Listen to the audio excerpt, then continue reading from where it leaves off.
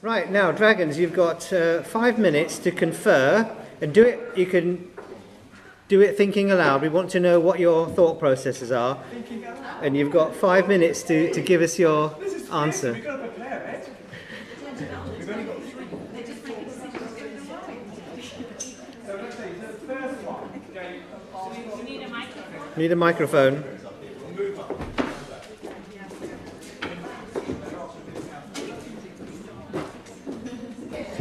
So I'll say something, first of all, the maths I work out. First one person wanted £550,000, second person £250,000, and the third person £200,000, which is £1 million. There we go, let's go home. There we go. But I'm well, with that's you, fine. Okay. Well, actually, Arabella, I liked your proposal, as I told you at the time. I'm not sure that you need as much money as you asked for. Actually, I've just done some. I think you probably need 2 whole-time equivalent posts for that first 3 years, and you probably need to set up 5 groups, and you need some web input. I totaled it up at 270,000. I'm going to allow you 30,000 of overheads there because that's all you need. So that's 300. Okay. So I think we can do that. And I thought it was a nice study. I'd agree with that. I think the one thing that's missing is you've got this fabulous tool if it works, but there's no mention of how you're going to drive patients to use it. I think that's a massive hole, and it could fall flat on its face. No, you see, for me, I think the costs of that study are totally underestimated. I think it needs more than I disagree. We've just done the JLA for neuro-oncology for 20k. Yeah, but delivering and maintaining a website. Well, she has to go to the NIHR and plead for funding like the rest of us have to do. Yeah, that's the maintaining the website is not the research project. This is the research project to establish the need for the website, and I think clearly developing it initially is part of that, but maintaining it after that is not. And maintaining the whole process once you've got it up and running is a separate piece of work, which is why I'm costing it out at 300,000. Yeah, but we know how often websites get developed and then they aren't maintained. I just think it's giving good money after bad. I might be a bit harder and start with asking you to do your online system and get all your research ideas and then collate them into questions that you can then answer. And once you've done that with your pilot funding, and you come back to us to fulfil the second part of the funding, actually to gain the evidence. And until you've done the first pilot work, I'm not sure I'd give you the funding all the way through. Okay.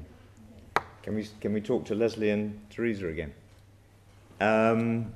Around the acupuncture study. Okay, so can we negotiate on your acupuncture study? Because I really feel uncomfortable about this. I'm really uncomfortable. Well, okay, the decision is 0 if it's with the design that you're currently showing to us. I need to have a control arm in there, and simply saying no treatment control arm is not the control arm. We need to have something which has a placebo effect. And I don't care whether it's sham acupuncture or whether it's going to the same facility and having massage in your ears or whatever it's going to be, but I want a control arm because I need to know before we start doing a study which establishes the value of a non-science-based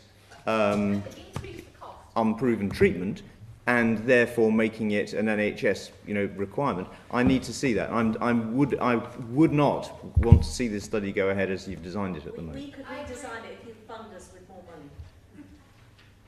We've got spare money. Well, you'd have to come up. You'd have to come up with the design.